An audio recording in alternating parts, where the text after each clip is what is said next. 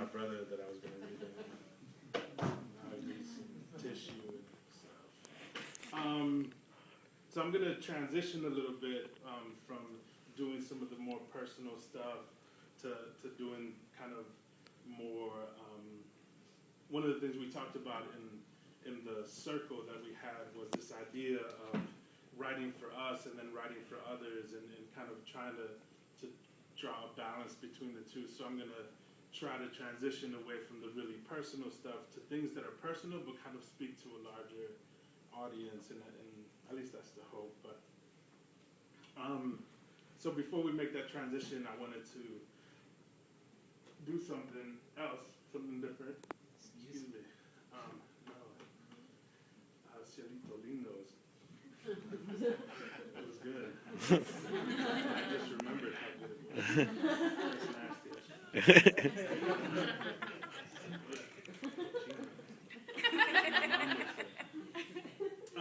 But when me and Ryan were on the slam team together a year and a half ago, it was in Madison.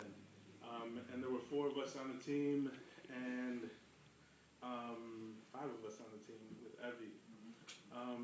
And it was the 2 of us, Dinez, Josh, and Evie. And we had a bunch of individual poems, a bunch of group poems, large group poems, 2 people poems, duets. We did some singing and dancing. It was interesting. I will never doo-wop again. That was my first and only time. Hopefully there's no video of that anywhere. But Ryan and I wrote a poem which I think was the best group piece that we had as a team. And the night we were going to do our poem, they decided to send up a different poem, and I was going up to like, can't do nothing. But it literally, I think it's the best poem that was on our team. It's one of my favorite poems. One of my favorite poems that I had a hand in writing. And I'm pretty proud of it. And to really like a poem a year and a half after we wrote it, especially a slam poem, I think speaks a lot. Ryan was saying that earlier, but I wanted to make sure we said that. But I want to bring him up so we can do our group piece.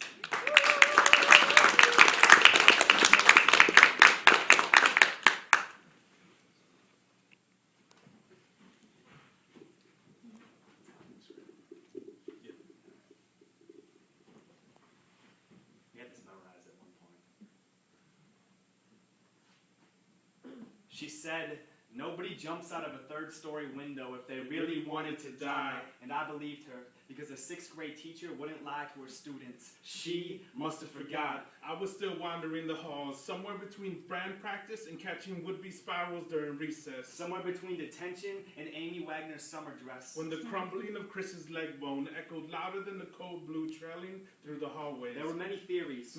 Miscalculation on the angle. Broken hearts. Lack of momentum. Being cut from the basketball team. 2 weeks later, my father asked to play catch with me. His small talk attempts to show up, asking if I know what it means to feel sad in between tosses. I tell him I'm 13, thinking my answer will be heavy enough to fill his appetite for connection, but he must have forgot. My high school guidance counselor nearly laughed when we discussed the future. My heartfelt responses always met within. Okay, but what are the chances that will happen? She must have forgot her dance shoes today. Too small for her swollen feet, too big for her narrow present. She will still pirouette through school hallways gracefully when she thinks no one is watching. My 9th grade teacher left without warning, asked to battle a storm brewing in the Middle East. We left to battle substitute teachers. He would return with pictures of camouflage and sand dunes, taken aback by our lack of interest. But he must have forgot. We have yet to fight the wars of others. Because ours were still alive, still breathing in the loneliest stretch of our imagination. The cold blue brought us back,